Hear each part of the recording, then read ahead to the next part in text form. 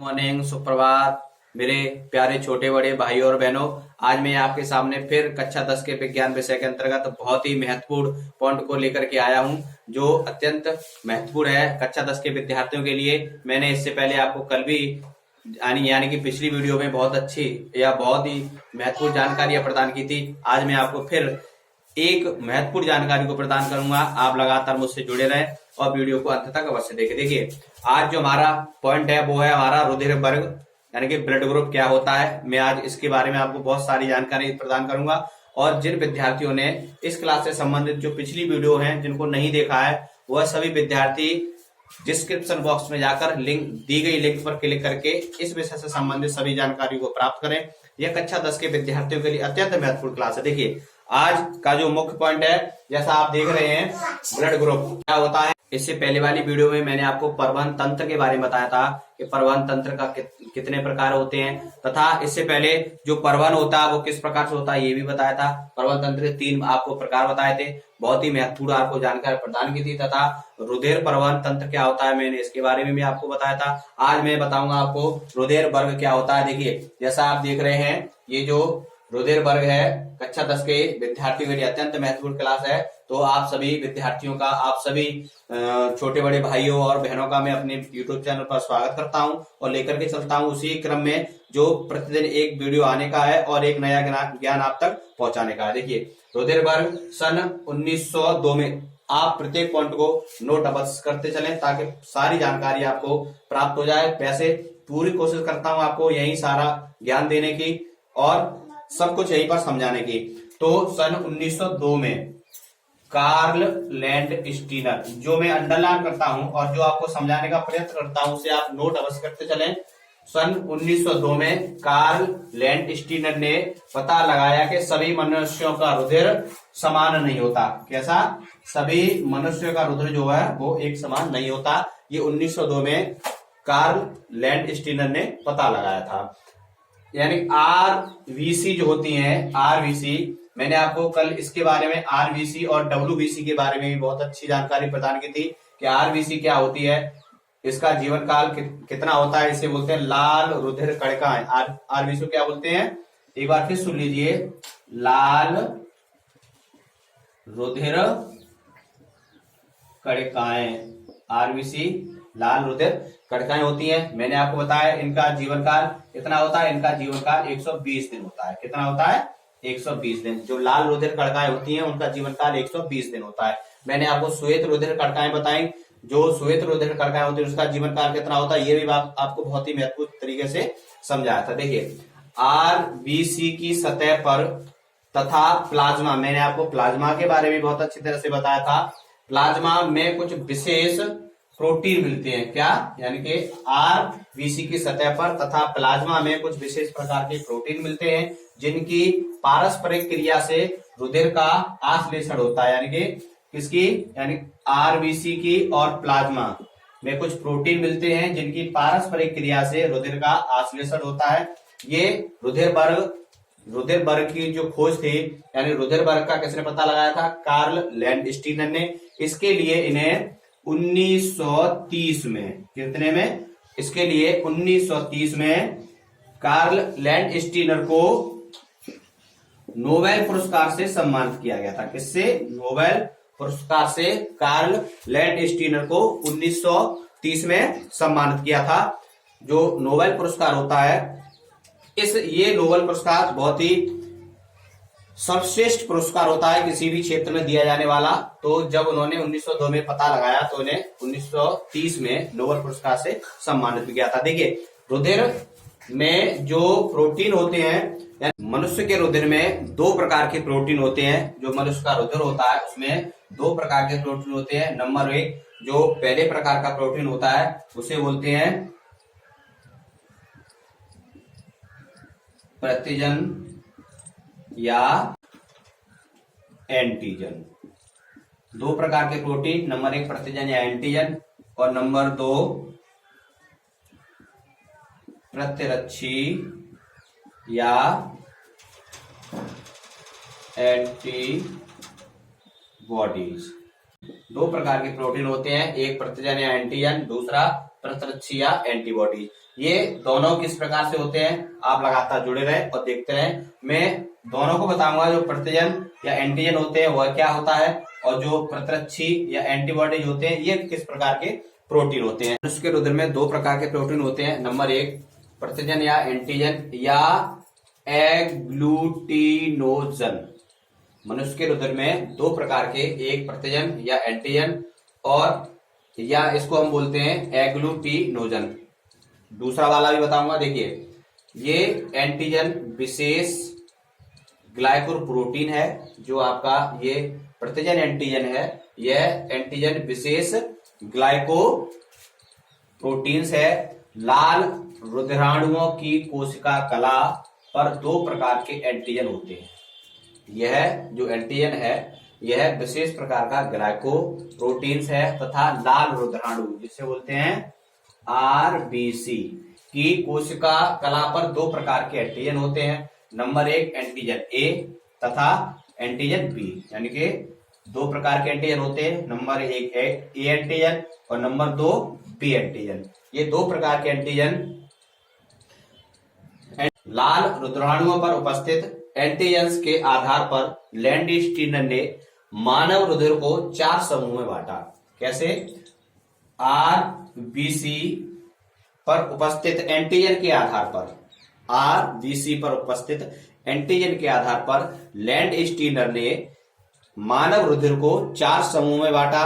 Number एक, जैसा कि आप देख रहे हैं, वे मनुष्य जिनमें एंटीजन ए होता है वो ए रुधिर वर्ग में आते हैं तथा वे मनुष्य जिनमें एंटीजन बी होता है वो बी रुधिर वर्ग में आते हैं तथा वे मनुष्य जिनमें एंटीजन ए तथा बी दोनों होते हैं वो ए बी रुधिर वर्ग में आते हैं तथा वे मनुष्य जिनमें कोई भी एंटीजन नहीं होता वो ओ रुधिर वर्ग में आते हैं। ऐसे मनुष्य जिनमें एंटीजन ए होता है ए रुधिर वर्ग में आते हैं। ऐसे मनुष्य जिनमें एंटीजन बी होता है बी रुधिर वर्ग में आते हैं। ऐसे मनुष्य जिनमें ए तथा बी दोनों होते हैं वो ए बी रुधिर वर्ग में आते हैं। और ऐसे मनुष्य जिनमें कोई भी एंटीजन नहीं होता वो ओ रुधिर वर्ग में पाए जाते हैं। यानी कि चार जो समूह हैं जो लैंडस्टीनर के द्वारा मनुष्य के चार समूह में विभाजित किया गया वो प्रतिजन या एंटीजन मैंने आपको समझाए। अब इसके बाद वाला जो आपका दूसरा जो पॉइंट है जिसे बोलते हैं प्रतिरक्षीय या एंटीबॉडीज, प्रतिरक्षी या एंटीबॉडीज, उसको भी समझाऊंगा। ये आपको बहुत अच्छी तरह समझ में आया होगा, आप इसको नोट कर लें। लैंडस्टीनर ने रुधिर वर्ग को चार समूह बांटा, ए बी और ओ। किस प्रकार है ये आप देखो और इसको नोट करें। मैं आपको दूसरा वाला जो प्रतिरक्षी या एंटीबॉडीज है वह क्या है मैं उसको भी समझाता हूं। दूसरा जो प्रतिरक्षी या एंटीबॉडीज है जिसको हम एग्लूटिनिन भी बोलते हैं, ये रुधिर के प्लाज्मा में होते हैं। ये रुधिर के प्लाज्मा में होते हैं। प्लाज्मा के बारे में मैंने आपको कल बताया था। ये भी दो प्रकार के होते हैं, एंटीजन ए तथा एंटीजन बी। देखिए, एंटीजन ए स्मॉल ए और एंटीजन बी यानी कि स्मॉल ई, यानी कि ये भी जो प्रतिरक्षी या एंटीबॉडीज या एग्लूटिनिन जो प्रोटीन होते हैं जो भी संख्या में दो होते हैं, एंटीजन स्मॉल ए तथा एंटीजन स्मॉल बी, ये दोनों जो रुधिर मानव रुधिर में जो दो प्रकार के प्रोटीन पाए जाते हैं, एक मैंने आपको बताया इससे पहले वाला प्रतिजन एंटीजन था वह बताया था और दूसरा प्रतिरक्षी एंटीजन ये बताया। अब मैं आपको बताऊंगा जो जिस प्रकार से एक व्यक्ति से दूसरे व्यक्ति में जो ब्लड चढ़ाया जाता है जिसको बोलते हैं ब्लड ट्रांसफ्यूजन या रक्तादान, यानी एक व्यक्ति से दूसरे व्यक्ति में ब्लड किस प्रकार से चढ़ाया जाता है या वो कौन से व्यक्ति होते हैं जिनमें ए ग्रुप चढ़ाया जाता है, बी ग्रुप कौन से में चढ़ाया जाता है तथा ए बी ग्रुप किन व्यक्तियों को दिया जाता है और ओ किस प्रकार से किस व्यक्ति में दिया जाता है, ये मैं आपको बताऊंगा। रक्तादान, देखिए जो रक्तादान है यानी कि रक्त किस पर चढ़ाया जाए या रक्त किससे प्राप्त किया जाए। किसी भी व्यक्ति के रुधिर को किसी अन्य व्यक्ति के रुधिर में निरापद रूप से नहीं चढ़ाया जा सकता, यानी कि किसी भी व्यक्ति के रुधिर को किसी अन्य व्यक्ति के रुधिर में निरापद रूप से नहीं चढ़ाया जा सकता, यानी कि बिना जानकारी के नहीं चढ़ाया जा सकता। कोई भी व्यक्ति यदि किसी अन्य व्यक्ति को अपना रुधिर देता है तो बिना जानकारी के दूसरे व्यक्ति को रुधिर नहीं दे सकता। यदि ऐसा होता है, क्योंकि कभी कभी रुधिर स्कंदन के कारण रक्ताधान के घातक परिणाम हो सकते हैं। कभी कभी रुधिर देने के कारण जो परिणाम निकलते हैं वो बहुत घातक हो सकते हैं, जिसके कारण बिना सुमेलन के रक्ताधान करने पर कभी कभी रुधिर थक्का बनने के कारण जो प्रापक होता है, प्रापक जो रुधिर को प्राप्त करता है या जिसे रुधिर दिया जाता है, जो प्रापक होता है जिसे रुधिर दिया जाता है, उसकी मृत्यु भी हो सकती है, उसकी मृत्यु भी हो सकती है। ये बहुत ही मोस्ट इंपोर्टेंट पॉइंट है कि किसी भी व्यक्ति के रुधिर को किसी अन्य व्यक्ति के रुधिर में निरापद यानी कि बिना जानकारी के नहीं दिया जा सकता, यानी कि नहीं चढ़ाया जा सकता, क्योंकि कभी कभी रुधिर स्कंदन के कारण रक्तादान के घातक परिणाम हो सकते हैं। बिना सुमेलन के यदि एक व्यक्ति से किसी दूसरे व्यक्ति में रक्त चढ़ाया जाता है तो रुधिर का थक्का बनने के कारण उस प्रापक की जो रुधिर को प्राप्त करता है उसकी मृत्यु हो सकती है। लैंड स्टीनर ने इस असफलता को ज्ञात किया, यानी किस प्रकार से किन व्यक्तियों को रुधिर चढ़ाया जाए तथा ऐसे कौन से रुधिर को किस व्यक्ति को चढ़ाया जा सकता है। देखिए मैं आपको अभी ये बताता हूं, जैसे ये होता है रुधिर वर्ग। रुधिर वर्ग कितने प्रकार का बताया था? 4, ए बी और ओ। 4 प्रकार का है, ए बी और ओ, यानी कि 4 प्रकार के जो मनुष्य होते हैं उनमें 4 प्रकार का रुधिर वर्ग पाया जाता है। अब यानी ए रुधिर वर्ग वाला इधर भी लिखते हैं, ए बी और ओ। देखिए यदि हम बिना जानकारी के यह रक्त एक व्यक्ति किसी दूसरे व्यक्ति को चढ़ा देता है, मान लीजिए किसी व्यक्ति का रुधिर वर्ग ए है और किसी व्यक्ति का रुधिर वर्ग बी है, तो ये ए रुधिर वर्ग वाला बी रुधिर वाले व्यक्ति को रुधिर नहीं दे सकता। ये किसको दे सकता है? ए बी को दे सकता है और ए को दे सकता है। यानी कि ए रुधिर वाला जो व्यक्ति है वो ए रुधिर वाले व्यक्ति को अपना रुधिर दे सकता है तथा ए बी वाले को भी दे सकता है, और जो बी रुधिर वाला व्यक्ति है वो बी वाले को दे सकता है तथा ए बी वाले को भी दे सकता है। यही समझ लेना, आपको बस यहीं पर पूरा समझ में आएगा। और जो ए बी वाला व्यक्ति है वो ए बी वाले को भी दे सकता है, बी वालों को भी दे सकता है और ए बी वालों को भी दे सकता है। और जो ओ वाला व्यक्ति है ये ओ को दे सकता है तथा इन सब को दे सकता है। ओ रुधिर वाला व्यक्ति, ये आपको सारी समझ में आ रही होगी। जो ए रुधिर वाला व्यक्ति होता है वो ए वाले को दे सकता है, बी वाला होता है वो बी वाले को दे सकता है तथा ए बी वाले को भी दे सकता है, ए वाला भी ए बी वाले को दे सकता है, ओ वाला यानी कि किसी को भी दे सकता है, ओ को भी, ए को भी, बी को भी और ए बी को।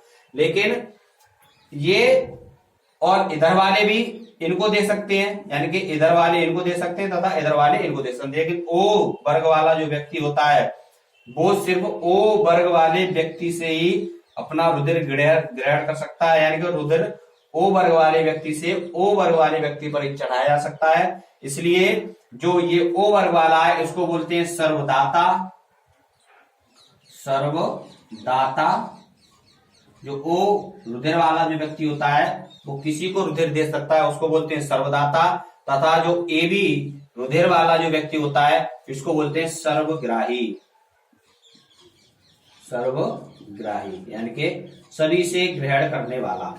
ए बी वाला होता है वो सभी से ग्रहण कर सकता है और ओ वाला होता है वो सभी को दे सकता है। इसलिए ओ वाले को हम सर्वदाता बोलते हैं और ए बी वाले को हम सर्वग्राही बोलते हैं। ये रुधिर वर्ग इस प्रकार से एक व्यक्ति से दूसरे व्यक्ति को चढ़ाया जा सकता है। यदि इस प्रकार से नहीं चढ़ाया जाएगा तो दूसरे व्यक्ति की मृत्यु हो सकती है। जो प्रापक होता है, जो रुधिर को प्राप्त करने वाला होता है, उसकी मृत्यु हो सकती है। यह सारी जानकारी मैंने आज आपको दी। अब मैं जो रुधिर के जो महत्वपूर्ण कार्य हैं, रुधिर के कार्य वह समझाऊंगा। आप ये वाला पॉइंट नोट कर लें, बहुत अच्छी तरह से समझ लें रुधिर के कार्य क्या होते हैं। देखिए रुधिर के कुछ महत्वपूर्ण कार्य हैं।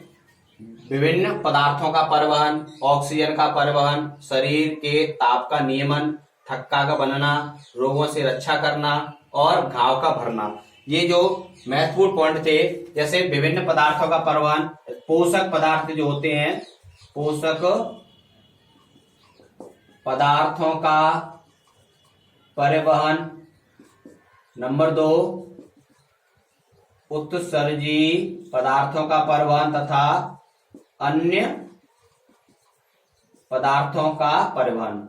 ये जो विभिन्न पदार्थों का परिवहन यानी पोषक पदार्थ, उत्सर्जी पदार्थ और अन्य पदार्थ यानी पोषक पदार्थ, जो सभी शरीर में पोषक पदार्थों को ले जाना। उत्सर्जी पदार्थ यानी शरीर में बनने वाले जितने भी अपशिष्ट उत्सर्जी पदार्थ होते हैं उन्हें उस स्थान पर पहुंचाना, तथा अन्य बहुत से पदार्थ होते हैं जिनका परिवहन रक्त के द्वारा होता है। ये रक्त के कार होते हैं। रक्त मैंने बताया आपको एक तरल पदार्थ होता है जो एक ऊतक होता है, लाल रंग का होता है, हीमोग्लोबिन के कारण लाल होता है।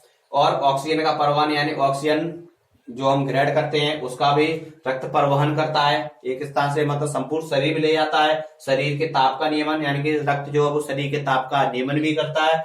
थक्का बनना, जब कहीं चोट फोट लग जाती है तो रक्त बहने लगता है, तो थक्का बनने का कार्य ये भी रक्त करता है, ताकि ब्लड जो रक्त होता है वो बहना बंद हो जाए। रोगों से रक्षा, रक्त हमारे रोगों से रक्षा करता है। जो हमारे अंदर जीवाणु विषाणु जितने भी रोग आक्रमण करते हैं रक्त के द्वारा, रक्त उन सभी रोगाणुओं से हमारी रक्षा करता है। और घाव का भरना, चोट फोट जितनी भी हल्की फुल्की लग जाती है तो वो सारा घाव भर जाता है। ये रक्त के महत्वपूर्ण कार्य थे, मैंने आज आपको बहुत ही अच्छी तरह से समझाए। मैंने आज आपको रक्त के विषय में बताया। लैंडस्टीनर ने किस प्रकार से रक्त समूह की खोज की और किस प्रकार से जो रक्त समूह होते हैं, 4 प्रकार के मनुष्य में रक्त समूह पाए जाते हैं, कौन सा रक्त समूह किसको रक्त दे सकता है तथा कौन सा किसे ग्रहण कर सकता है, सर्वदाता कौन होता है, सर्वग्राही कौन होता है, ये सारे मैंने आपको बताए। देखिए आज जितनी भी जानकारी महत्वपूर्ण थी मैंने आपको प्रदान की। आने वाली वीडियो में मैं और अधिक आपको जानकारी प्रदान करूंगा। यदि अंत में यह वीडियो आपको पसंद आया हो तो एक बार लाइक अवश्य करें, ज्यादा से ज्यादा वीडियो को शेयर करें तथा सब्सक्राइब भी करें। धन्यवाद।